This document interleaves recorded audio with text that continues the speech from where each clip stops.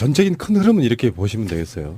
자유한국당은 문재인 정부의 시작부터 발목 잡기가 시작됐고 아까 예. 또 얘기했지만 사실상의 대선 불복 그러면서도 자유한국당은 혁신하겠다고 지금 혁신위원장을 하나를 영입했는데 극우 인사라고 하는 유석춘 씨예요. 그 유석춘 씨가 혁신위원장이 되고 나서 혁신위원들을 공개를 했어요. 그러니까 뿌리부터 뜯어 고치겠다 이런 거거든요. 근데 여기에 들어온 사람들의 면면이 정말 골 때리는 사람들이 들어온 거예요. 김영호 성신여대 정외과 교수. 이 사람이 작년에 문화일보에 기고한 거에 보면은 1948년 건국과 함께 한국인의 정체성에도 혁명적 변화가 일어났다. 그래서 건국론을 강조했던 바로 그런 사람이고요. 이 사람이 나중에 국정교과서를 지지했던 이런 인물입니다. 거기에는 이제 김광래 가톨릭 관동대 경영학과 교수도 올바른 역사 교과서를 지지하는 교수 모임 명단에 이름 올렸던 바로 그런 사람들이고요. 그러니까 역사 교과서 지지했던 그 그룹이 있고 다음에 박근혜 세월호 책임을 변호했던 그래서 촛불을 폄하했던 바로 그런 사람도 있습니다. 그 탄핵 심판 대리인 황성욱 변호사도 지금 혁신위원회에 포함되고요. 다음에 유동열 자유민주연구원장 이 사람은 촛불 집회에 종북 세력 배후를 주창하는 대표적인 극우 인사고요. 그리고 대선 기간 때 홍준표를 지지했던 사람 그런 사람도 들어가 있고요. 심지어는 경남도지사 시절에 진주의료원 폐업 관련 기사를 쓴 한겨레를 명예훼손과 허위사실 보도로 고소했던 그 홍준표를 대리했던 변호사도 포함되어 있습니다. 이게 뭐야. 그러니까 혁신이라고 말하려면은 지금까지 그들이 해왔던 뭔가 적폐스러운 것들을 깨내겠다는 거잖아요. 근데 실제로 거기 들어와 있는 그 인사들의 면면을 보면 딱 한 명을 진보 인사 쪽이라고 하나 노는 분 빼고는 다 극우 인사들이 지금 들어가서 혁신하겠다고. 그러니까 더 공고히 적폐를 더 쌓겠다는 것밖에 더 되냐고요. 아, 이게 틀린 얘기가 아니에요. 이 기사 제목이 잘못돼 있어요. 그러니까 홍준표 지지자들부터 뭐 류석춘, 우파, 대거, 승선 뭐 이런 키워드를 뽑아냈고 혁신이라는 개념을 바꾸면 돼요. 그러니까 얘네들은 그동안에 너무나 정상적인 정치를 한 거예요. 그래서 이제 보면 이게 자유한국당이 일배화, 혁신 이렇게 되면 되거든요. 그러니까 혁신의 개념을 바꾸면 돼요. 아니 그럼 지금까지 한 것이 정상적으로 비춰질 만큼 앞으로는 일배 정치를 하겠다. 그렇죠. 일배로 완전히 극우화되는 당으로 가겠다라는 걸 선언한 거죠. 우리가 그냥 착각하는 거예요. 그냥 그러면 소탕해야 될 대상이 되는 거예요. 왜 그러냐면 얘네들이 지금 사회적으로 보수라는 아이콘을 국민의당과 바른정당한테 빼앗겼어요. 네. 그러니까 정치적으로 스탠스가 극우밖에 없어요. 그러니까 극우에서도 더 제가 그랬잖아요. 항상 이 홍준표 아이는 존재감이 없으면 못 사는 아이라 당내에서 집단 극화 현상이 일어나기 쉽다고 했잖아요. 그러니까 그러다 보니까 이제 계속 더 극화 현상을 보여서 극우화를 넘어 일배화되는 거예요. 그러니까 일배로 개혁하겠다, 혁신하겠다는 거 맞아요. 그러니까 일배당으로 이제는 갈 겁니다. 두고 보세요. 여명 이름은 참 멋있네요.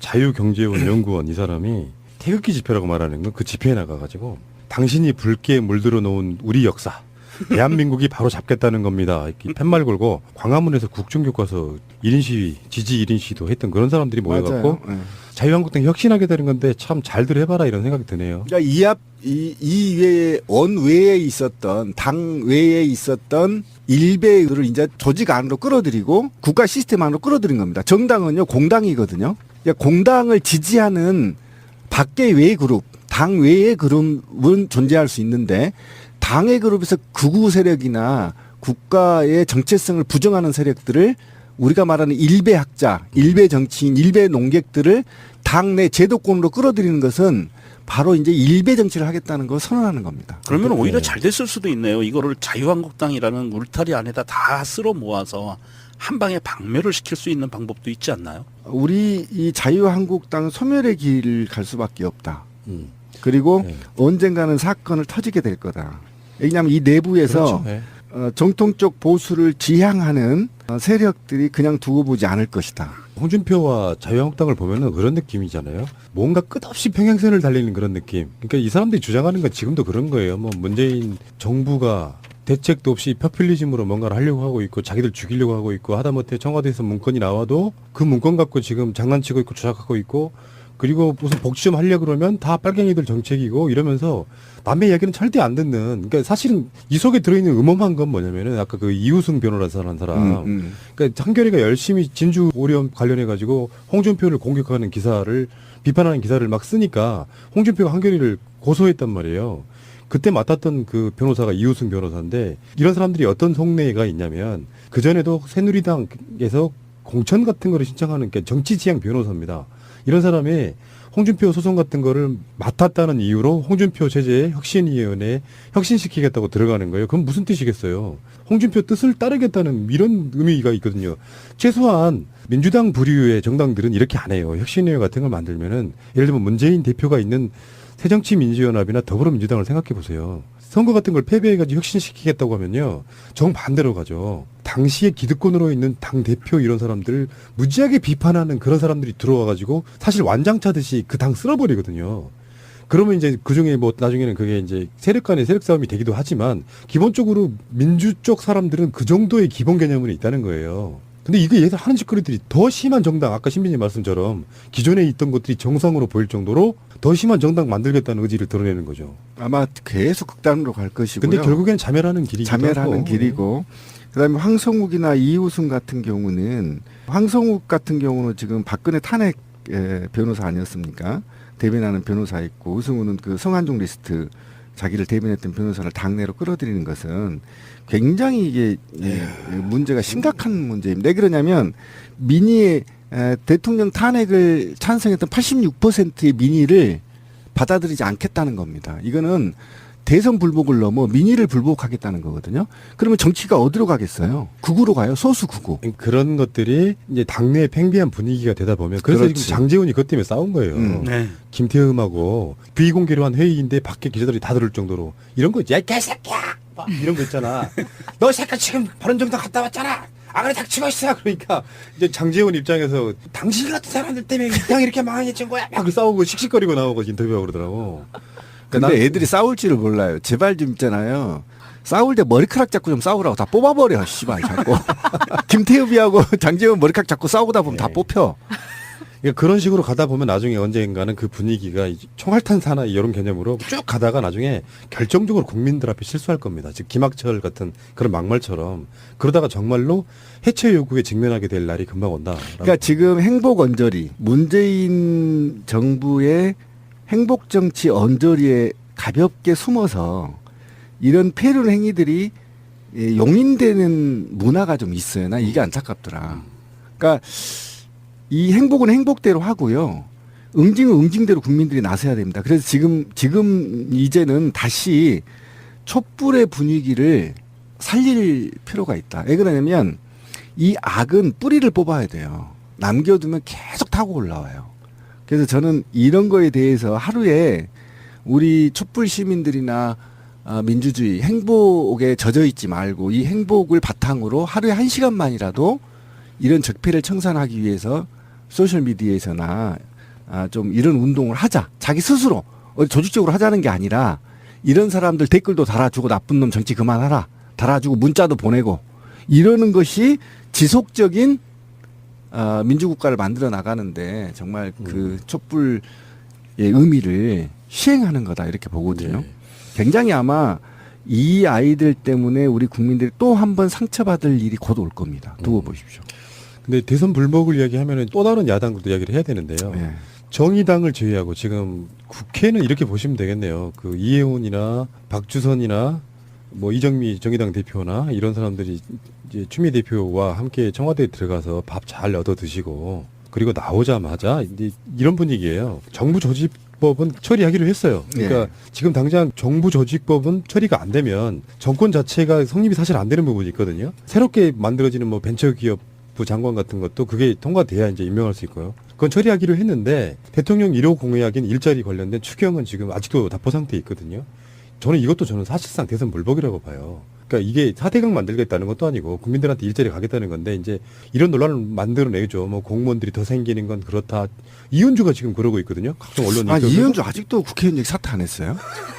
나 정말 짜증나 죽겠대. 아니, 그거 아주 쓰레기대. 아니 저기 청와대를 가서 그 대통령이 직접 손수 옮겨놓은 테이블에서 이야기들을 하면서 기껏 그 밥까지 얻어먹고 밥값하는 게 정부조직법 하나인가요? 그러니까 그러면 안 되는 거예요. 내가 명정이 형한테 맛있는 거 대접 받았으면 말이에요. 전향적으로 생각이 바뀌어야지. 왜 불렀다 밥을 처먹이겠냐고. 그러니까 맛있는 밥을 먹으면 맛있는 커피를 산다든지 뭔가 기브앤테이크 돼야 되는데 이제 생각. 싹스핀을 안 먹였잖아, 씨발. 송로버섯. 송로버섯. 싹스핀을 안 쳐드시니까. 철갑상어, 송로버섯. 네. 그런 걸 먹였어야 되는구나. 국민의당한테. 이번에 뭐 줬대요? 뭐 짜장면 비빔밥 준 거지.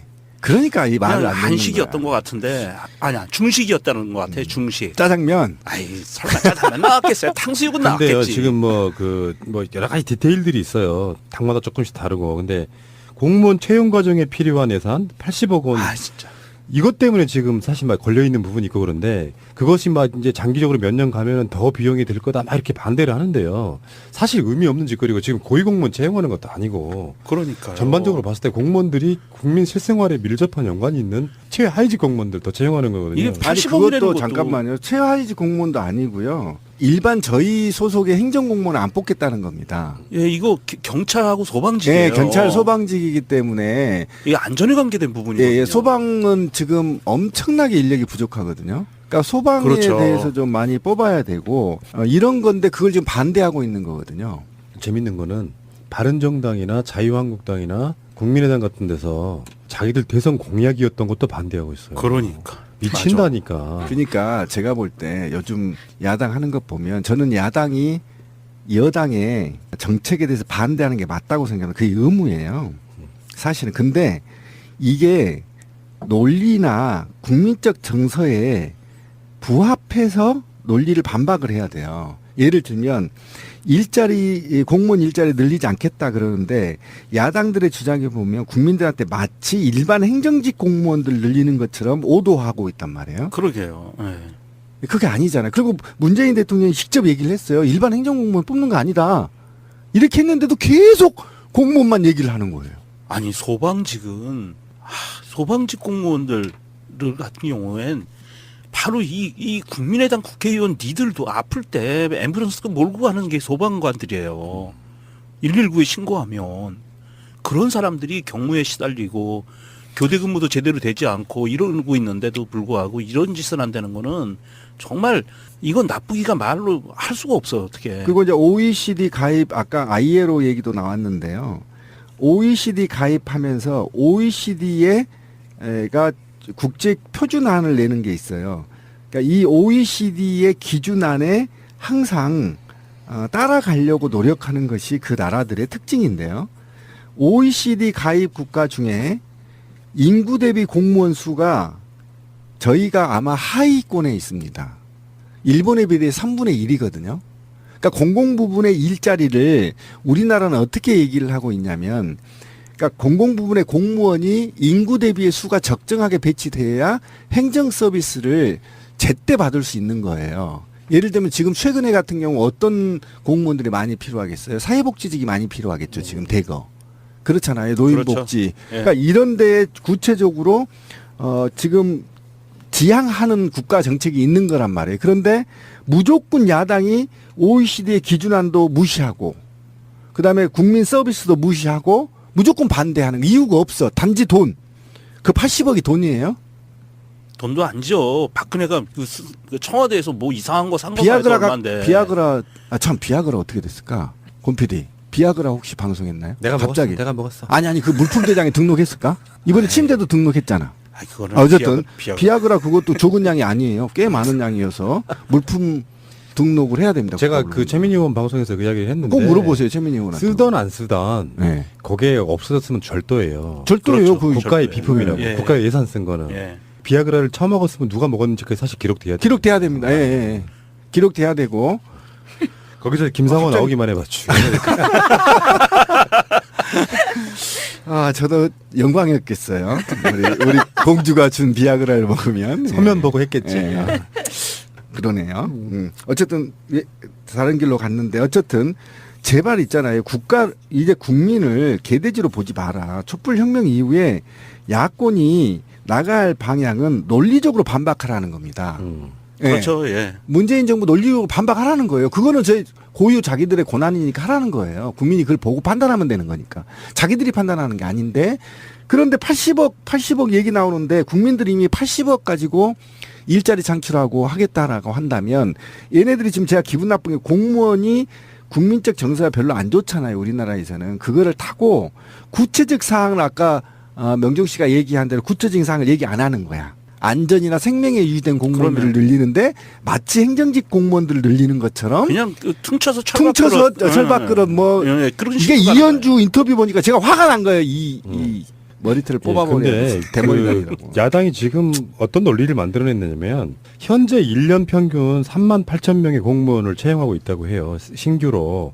그런데 문재인 정부는 매년 공무원을 2배씩 새로 늘려서 5년간 17만 4천 명을 추가 채용하겠다고 한다. 그러면서 여기서부터 이제 국민을 상대하는 프레임이 작동하는 건데 이 경우에 향후 30년간 인건비만 327조 8천억에 달할 것이다. 무슨 비유가 있단 비유가 다 있어요. 이건 개사기예요. 그러니까 이 비용을 부풀리기 위해서 30년 동안 그렇죠. 들어가야 될 비용을 말해놓고 나면 사람들 머릿속에는 327조만 남아. 이런 식으로 비열한 선동을 하고 있는 거예요. 아니 그리고 그러면 30년간 327조면 1년에 10조인가요? 그러니까 얼마 안 되죠. 얼마 안 되잖아요. 우리나라 예산이 400조면은 그걸 곱하기 30년을 또 하는 그런 방식으로도 아니고. 그러니까. 이 부분만 이렇게 부풀리는 거예요. 아 진짜 아니 근데 이 기본적인 방향성이 사실은 소방 공무원, 경찰 공무원 늘리는 것도 사실은 복지 방향성이에요. 그렇죠. 국민 실생활과 밀접한 예. 안전이라도 이런 거. 그러니까 여기는 기본적으로 늘어나야 되는 게 맞고요. 이런 촛불로 탄생한 정부에 의해서라도 살짝 좀 반강제적으로 끌어올려지는 게 맞는데 기존 적폐 세력들은 이거를 기존 방향성대로 끌고 가겠다는 의지를 드러낸 것. 간단히 말하면 대선 불복인 거예요. 이게. 그러니까 얘네들은요 기본적으로 정부가 이렇게 노력을 해서 국가의 예산으로 세금으로 공공부문의 일자리를 확보해서 국민들이 안전하고 그리고 국민들에게 복지 서비스를 많이 혜택을 주면 내가 갖고 있는 표도 뺏길 위험성이 있다라는 절박함인 거예요, 얘네들은. 그러니까 지금 그냥 단순히 국민이 표로만 보이는 놈들인 거죠. 그러니까 이게 지금 이제 제가 아까 얘기한 거잖아요. 그래서 뭐라고 하냐면 예전하고 국민들이 의식 수준이 달라졌어요. 아까 3만 8천 명씩 한 해에 뽑는다고 하는데 이게 뭐냐면 퇴직자를 포함한 거예요. 퇴직자. 매년 공무원들 퇴직되잖아요. 예, 그다음에 베이비 부모 세대들이 지금 5년 안에 엄청나게 공무원들 나가거든요. 그렇죠. 예. 예, 이 수를 그렇지. 포함해서 계산한 걸 완전히 국민을 속이는 겁니다. 그렇지. 거짓말이에요. 나가는 만큼 뽑는 거잖아요. 그런데 원래는. 그런데 공무원 수는 100만 명이에요.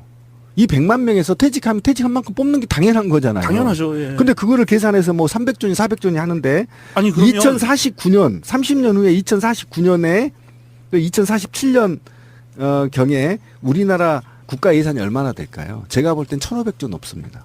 얼추 계산해봐도 1,500조에서 연간 8조? 8조잖아요. 10조? 예. 예, 그거 뭐 되는 게 아니죠. 아니 이게 신비님이 말씀하셨지만 퇴직자들이 있기 때문에 신규 채용이 있는 거거든요. 공무원수를 그렇죠, 유지하기 그렇죠. 위해서 예. 현재까지는 그러면 자 우리 단순 계산해 보자고요. 신규 채용하는 공무원들 급여가 평균 연봉 한 3, 4천 되나요? 3천 정도 되나요? 초임이요? 초임이요. 초임 1,800밖에 안 돼요. 아니 뭐 9급, 7급, 5급 다 이렇게 포함해서 그러니까. 중간을 내면 한 3, 4천 되나요? 그렇죠. 한 2,500. 예, 2,500? 네. 그러면 퇴직하는 공무원들은 연봉이 얼마나 되나요? 퇴직하는 공무원이 7, 8천 정도 돼요. 그러니까 네. 7, 8천 되는 사람들이 퇴직하고 2, 3천짜리를 채용을 하는데 이거는 돈이 남는 거잖아요. 그러면. 그렇죠. 그런 얘기는 안 하고 어떻게 뽑는 거에 들어가는 숫자만 얘기를 하냐고. 국민 수준이 거기까지 간 거예요, 지금. 명종 씨가 얘기한 만큼. 그러니까. 벌써 저도 생각을 못한 걸 하고 있는 거잖아요. 왜냐하면 지금 개과장들이 나가면 7, 8천이잖아요. 연봉이. 근데 그거 두 분은 말씀 틀렸어요. 네. 왜 그러냐면 그 밑에 있는 사람 또 올라가기 때문에 그 비용은 똑같아지는 그러니까. 건데 이야기의 핵심은 저는 그 좀 약간 좀 다른 부분으로 보고 싶은 게 지금 대한민국 정부가 OECD 국가 포함해가지고 세금을 받아서 쓰는 규모 있잖아요. 이게 굉장히 작은 나라예요. 작은 네. 정부라고 하죠. 3분의 1 정도밖에 안 됩니다. 그러니까 OECD 기준에. 그러니까 자본주의 국가의 발전 방향성이 저는 이런 측면이 있다고 보는 것이거든요. 처음에는 자본주의가 막 발전하게끔 만들어주고 정부는 거기에 보조만 해주는 형태였다고 하면 지금 현재는 어떤 식으로 방향성 바뀌어야 되냐면은 우후죽순 또는 괴물처럼 커버린 거대 자본이나 이런 사람들이 전횡을 부리지 못하게 그만큼의 힘이 강해져야 되는 정부. 그리고 자본한테 맡겨놨더니 일자리는 안 만들고 정부가 보조해주는 만큼 도와주는 만큼 국민들이 사주는 만큼 그 수익을 국민들에게 되돌려주는 게 아니라 지들 통장에다 집어넣어버리고 딴짓을 하더라. 그래서 정부가 강해진 힘을 갖고 반강제적으로라도 국민들 우리가 고용하고 일단 끌고 가겠다. 요 방향성이란 말이에요. 그러니까 복지국가를 만드는 데 있어가지고 지금 우리는 기로에 서 있는 겁니다. 대책도 없이 포퓰리즘으로 뭔가를 하려고 하고 있고 자기들 죽이려고 하고 있고 하다못해 청와대에서 문건이 나와도 그 문건 갖고 지금 장난치고 있고 조작하고 있고 그리고 무슨 복지 좀 하려고 그러면 다 빨갱이들 정책이고 이러면서 남의 이야기는 절대 안 듣는. 그러니까 사실은 이 속에 들어있는 음험한 건 뭐냐면은 아까 그 이우승 변호사라는 사람. 그러니까 한겨레가 열심히 진주 오염 관련해 가지고 홍준표를 공격하는 기사를 비판하는 기사를 막 쓰니까 홍준표가 한겨레를 고소했단 말이에요. 그때 맡았던 그 변호사가 이우승 변호사인데 이런 사람들이 어떤 속내가 있냐면 그전에도 새누리당에서 공천 같은 거를 신청하는 게 정치지향 변호사입니다. 이런 사람이 홍준표 소송 같은 거를 맡았다는 이유로 홍준표 체제의 혁신위원회에 혁신시키겠다고 들어가는 거예요. 그럼 무슨 뜻이겠어요? 홍준표 뜻을 따르겠다는 이런 의미가 있거든요. 최소한 민주당 부류의 정당들은 이렇게 안 해요. 혁신위원회 같은 걸 만들면은 예를 들면 문재인 대표가 있는 새정치민주연합이나 더불어민주당을 생각해 보세요. 선거 같은 걸 패배해가지고 혁신시키겠다고 하면요. 정반대로 가죠. 당시에 기득권으로 있는 당대표 이런 사람들을 무지하게 비판하는 그런 사람들이 들어와가지고 사실 완장차듯이 그 당 쓸어버리거든요. 그러면 이제 그 중에 뭐 나중에는 그게 이제 세력 간의 세력 싸움이 되기도 하지만 기본적으로 민주 쪽 사람들은 그 정도의 기본 개념은 있다는 거예요. 근데 이게 얘들 하는 짓거리들이 더 심한 정당, 아까 신비님 말씀처럼 기존에 있던 것들이 정상으로 보일 정도로 더 심한 정당 만들겠다는 의지를 드러내는 거죠. 아마 계속 극단으로 갈 것이고요. 근데 결국에는 자멸하는 길이기도 자멸하는 하고. 길이고. 전적인 큰 흐름은 이렇게 보시면 되겠어요.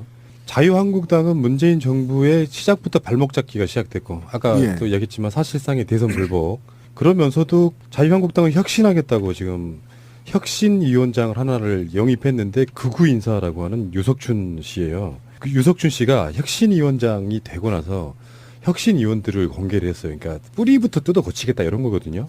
근데 여기에 들어온 사람들의 면면이 정말 골 때리는 사람들이 들어온 거예요. 김용호 성신여대 정외과 교수. 이 사람이 작년에 문화일보에 기고한 거에 보면은 1948년 건국과 함께 한국인의 정체성에도 혁명적 변화가 일어났다. 그래서 건국론을 강조했던 바로 그런 사람이고요.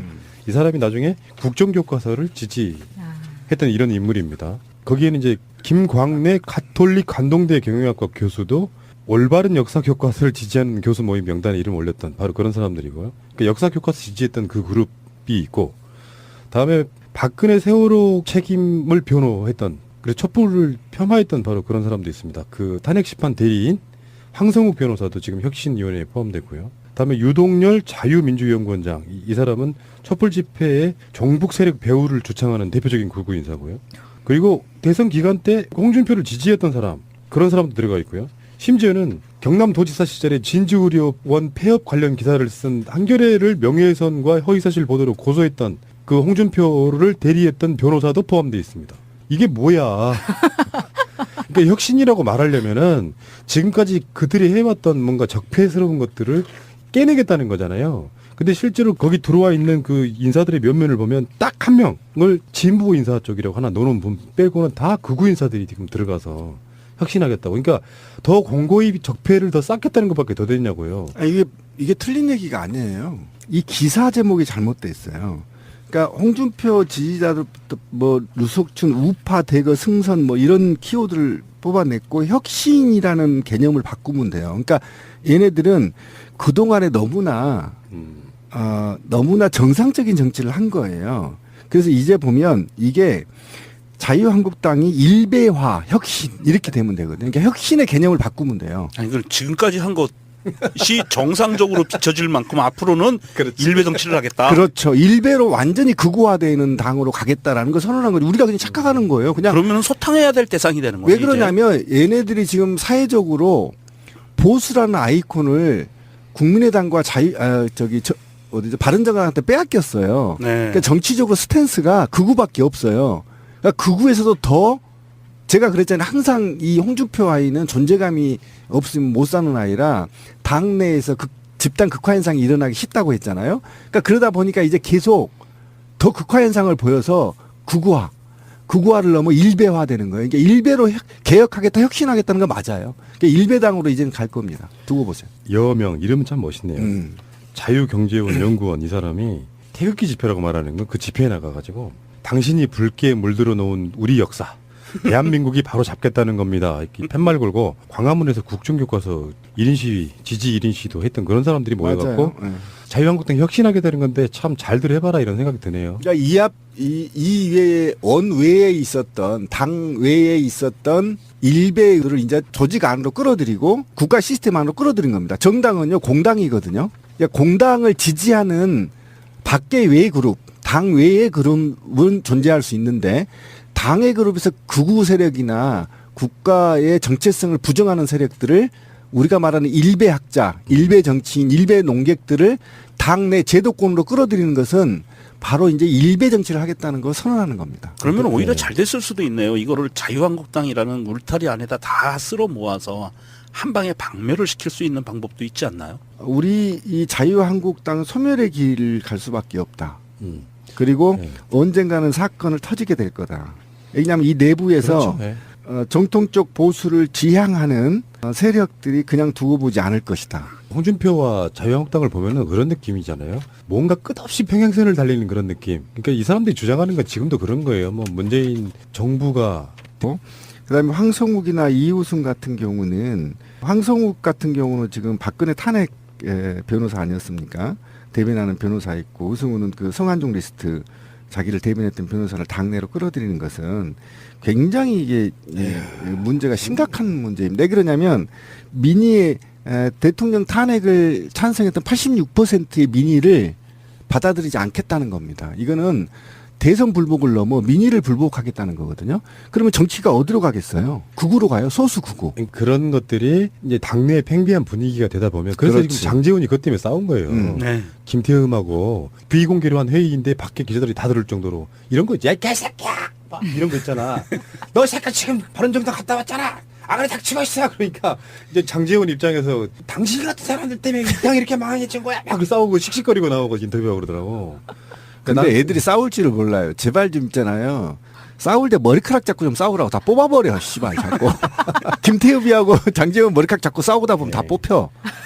그러니까 그런 식으로 가다 보면 나중에 언젠가는 그 분위기가 총알탄 사나이 이런 개념으로 쭉 가다가 나중에 결정적으로 국민들 앞에 실수할 겁니다. 즉 김학철 같은 그런 막말처럼 그러다가 정말로 해체 요구에 직면하게 될 날이 금방 온다. 그러니까 지금 행복 언저리, 문재인 정부의 행복 정치 언저리에 가볍게 숨어서 이런 폐륜 행위들이 용인